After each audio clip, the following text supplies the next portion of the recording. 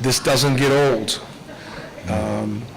Whether I was a first-year coach at Tennessee or a fifth-year coach at Auburn, it's an exciting time of the year for coaches and players as we're really just trying to put it together.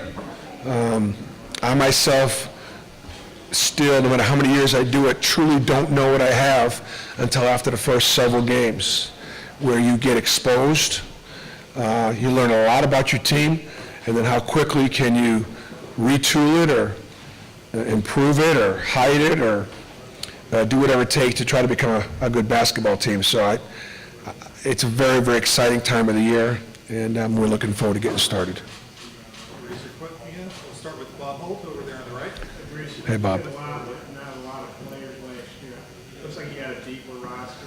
What's that been like for you? What do you anticipate going from there? I think our front line's deeper. I don't think the overall roster is that much deeper. I'm at 11 scholarship players right now, and Coach Summit kind of taught me a lesson back in the day. She had 15 and never used her last 3 or 4 scholarships because it was always difficult to keep, that many guys happy. And so it'll help us withstand some foul trouble and maybe some injury. I do anticipate our roster still playing fast. We may not be as small, we may not be as quick.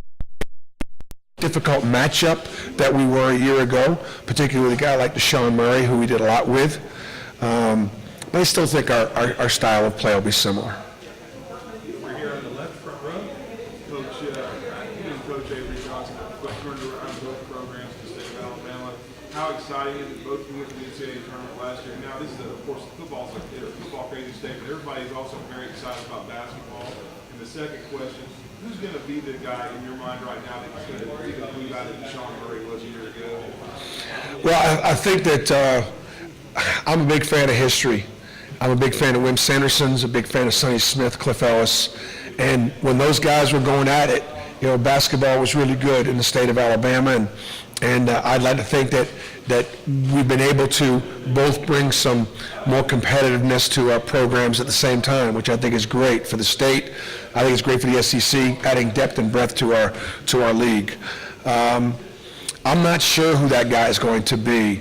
I like our chemistry. I like the character of our team. Deshaun was such a tough matchup. He was such a tough kid, and his voice went a long way towards playing hard, playing unselfishly.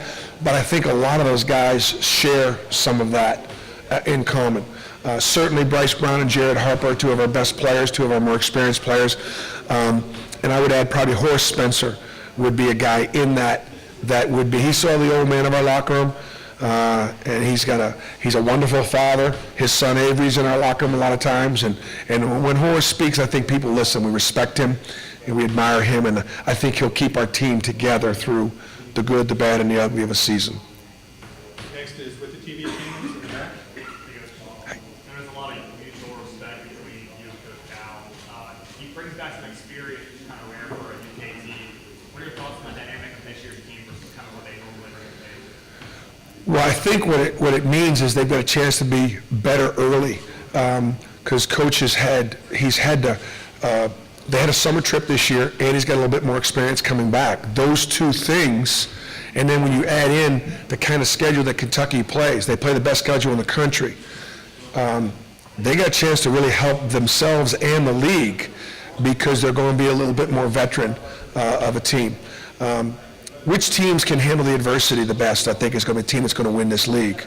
Last year when Kentucky left Auburn, they had lost a few games in a row. And I don't think Coach Calipari got nearly enough credit for keeping that team together.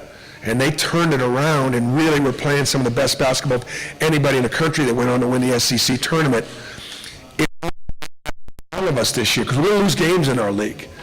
And I think a more veteran team, having been through it like they were a year ago, I think those are factors that contribute to the fact that they're picked to win the league again this year.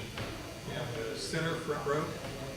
Coach, I know you said you keep tabs on Tennessee given your history there. Yes, what's maybe the biggest difference you've seen from them since Donington was 1 year ago? Well, I think that side left, they've had really good coaches. I mean, Donnie Tendo was a terrific basketball coach, had a great matchup defense and did really well. Conzo Martin, his teams play hard, they play physically, they play the right way. And then you add in now Rick Barnes. You're not getting older, you're getting better. I look at that with Coach Barnes. I mean, he was a guy that, as a young coach, we always admired how he could compete against Dean Smith when he was at Clemson or when he was at Providence. He was one of the better young coaches in the country. And then he goes to Texas and he has that long run of excellence. And then towards the end of his career, he gets to Tennessee, and you're wondering, what's left? What's left for him to accomplish? And all of a sudden, he reminds everybody what a great basketball coach he is, what a tough guy he is, how tough his teams play, and how they sort of taking on his personality a little bit. So, Tennessee basketball program is in great hands, and it was kind of a, we say we're SEC champions. I don't say we're co-champions, but we did have the same record as Tennessee, and so for me it was kind of an honor to be able to share that title with them, even though there will be nothing about co-champions up on our banner. It'll say champions. Second row middle, Jared. I wonder, Bruce, Austin Wiley and Gerald, what having them that can I think Austin he is as big, as strong, as fast, and as mobile as any big guy in the country. He moves so well, and so therefore we won't be slowing down at all. We're going to rim run him, we're going to get him to the basket, and he's going to get touches on the inside. He's a tremendous screener. He's athletic. He'll protect the rim defensively, he'll rebound his position. And when he's not on the floor, Anthony McLemore will be on the floor a lot of times, and all of a sudden, rather than picking and ducking in, he'll pick and he'll pop. Rather than picking and rolling, he'll pick and step out. And so we'll have the inside game of Austin, the outside game of Anthony, and that'll be a nice combination. D'Angelo Purifoy has got as pretty a jump shot as there is in the league. He's 6'7", 6'8", he can guard multiple positions. He's a good passer. And, when we for Jared Harper, there will be a lot of guys out there that can make shots. And that's never going to be any different for us. My teams have been known for small ball. We've been known for the three ball, for spreading it. We've been known to be able to shoot the three. If you look in the NBA right now, it's all dunks and threes. It's all spread, 4 and 5 out. We've been playing that way for a long time. That doesn't make me a better coach. It just says that what's working right now in basketball, I think is stuff that we've been doing for a long time. Okay, front row here on the left. Coach, talked last year about kind of an edge, that chip on the shoulder you guys had, and now you got to finish business this summer. How have you kind of seen that mindset evolve going this week? Well, last year, look, you may be surprised to hear this, but last year wasn't just a one-season wonder. Auburn has got the best record in the non-conference in the SEC. That's. I bet you didn't know that. And so I'm proud of the fact that what we're trying to do is we're trying to make history and keep it going. It's easier to get it going than it is to keep it going. So at the start of the SEC season, after another successful non-conference schedule, there were some experts that picked us 4-14. So it was pretty easy to walk into Thompson Bowling Arena and put 4 minutes and 14 seconds on the clock, put Auburn 4, Tennessee 14, and me have a T-shirt that says 4-14, because I thought we were better than that, even without D'Angelo Purifoy and Austin Wiley. So we played the chip on the shoulder thing. This year, our motto is unfinished business. And even though Bryce Brown and Jared Harper tested the waters, they only had one workout with the Atlanta Hawks. They were second-team all-conference players and only got one workout because they're both smaller guards. They still have a lot to prove. They've got unfinished business. Samir Dowdy, D'Angelo Purifoy, Austin Wiley didn't play last year. They have unfinished business. Chuma Kiki came off the bench last year. He's got unfinished business. Malik Dunbar wants to try to play a different role. So we have a team full of guys that I'm hoping are still humble and hungry and still feel like we've got a lot to play for and a lot to prove.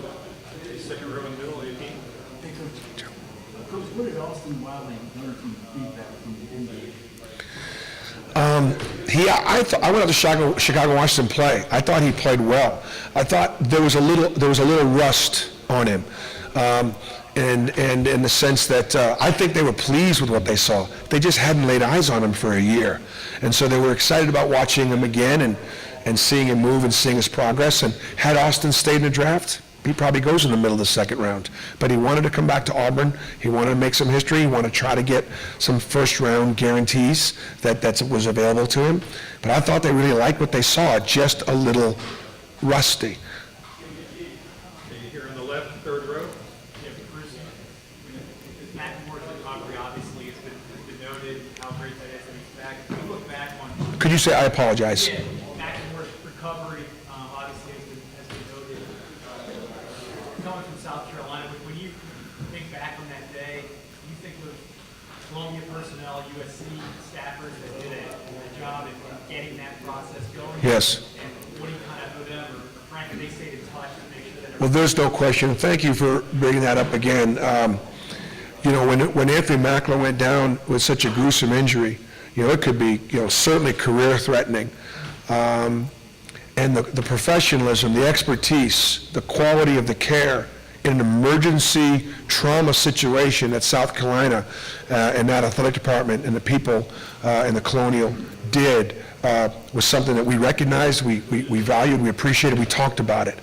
Frank was on the floor, with me, dealing with Anthony, trying to get him to calm down. That's Frank Martin, And our trainer, Clark Pearson, was able to immediately get out there on the floor, and when, Anthony's leg is going north-south and his foot's going someplace southwest, take his foot and put it back into place, like immediately, so Anthony didn't have to actually get a look down his leg and see it dang on there. Really enabled him to be the beginning of a really, wonderful recovery. That happens to, somebody that's not a, world-class athlete and he doesn't recover, or he doesn't recover as well or as quickly.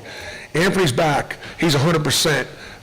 Now, is he going to put himself in a rim-protecting position like that and get elevated? You could see in practice there are times that just hold him back just a little bit.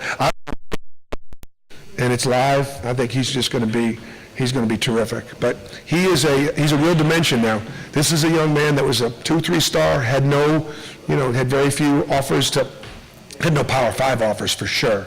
Going to go in the Ivy League, and chose Auburn because he felt like academically Auburn was special, and athletically had a chance to play at the highest level. Was the 9th man on his AAU team. And, last year he was one of the best defenders in our league, and he was an elite three-point shooter. And so he's going to be a real factor for us again this year. He reminds me of the kid Jordan Bell that plays for the Golden State Warriors. When I saw Bell in Oregon, I thought that Anthony could be that kind of player. On the left side, Brandon. Bruce, I was just wondering about an update on Austin Wiley, how long you guys expect him to be out, and what the exact injury is. So Austin had a foot injury, and he's been out for about a week and a half now, and is probably going to be out for a couple more weeks. He's in a boot. He'll come out of the boot, I think, at the end of next week, and then we'll start to bring him back. It's my anticipation that, that at some point early in the start of our season, he'll be 100%. So he could potentially miss the season opener? He could potentially miss the season opener, but there's also a chance he could be back for it. Big front row in the center. Just what you saw at Tremont Waters last year. Well, he was the key to our scouting report. He's a brilliant ball handler, playmaker. Make sure somebody else is going to get the last shot, because if he sees it, he's going to make it. Tremendous respect for him. Will Wade is one of the most challenging scouts you're going to go up against. He's got a brilliant offensive mind. That stuff is hard to guard. I think he does a great job putting his personnel in the right spots. LSU will be a team that'll make as much progress this year as anybody on a national level. They're talented, they're well coached, and they got a great point guard in Tremont Waters. On the right side, second row, Bob. I just wonder what you thought of Daniel Gafford. You faced him late in the year. It was a big deal. How big a deal is for Ben Clark, some of these back? And also, he's touched a lot of really good guards. As far as a backcourt, where do Harper and Brown fit in? Well, I had a great backcourt in Tennessee, and C.J. Watson and Chris Lofton, and if those guys can be as good as those two, and they can, we got a great backcourt. They've got good chemistry together. Again, they both play with chips on their shoulders. I think as we went as Jared went, which is a lot like quarterback play, and Bryce Brown is even a little underrated because not only is he a great shooter, he's a great shot maker and scorer, but he's also one of the best on-ball defenders in our league. Jared's a great defender off the ball, communicating, getting us into the right spots. They're both really good. So, this is probably as good a backcourt as I've had. And then Gafford had a dominating game against us last year. We had nobody inside that can even, could hang with him. And we played at Arkansas late in the year last year. And so what a great stabilizing force for Mike with a very talented young team to be able to have one of the best big guys in the country to build around. So I think it'd be a real stabilizing force for them offensively and defensively. Third row in the center. Coach, remember, you mentioned your front line with Anthony and Austin. Since they do some different things down in the post, will we see them situationally on the floor together? I don't think you'll see them out there together as much as you'll see them coming off the bench with each other. It's possible to play some together, but that's not the plan. Because they got Chuma Okeke and Horace Spencer that will play next to those guys. Chuma is, made a lot of progress in his freshman year, physically stronger, faster, quicker. He has got a real good feel for the game. I'd like for our team to recognize his talent and everybody do a little less so that Chuma can do a little bit more. And I think it'll make us a better team.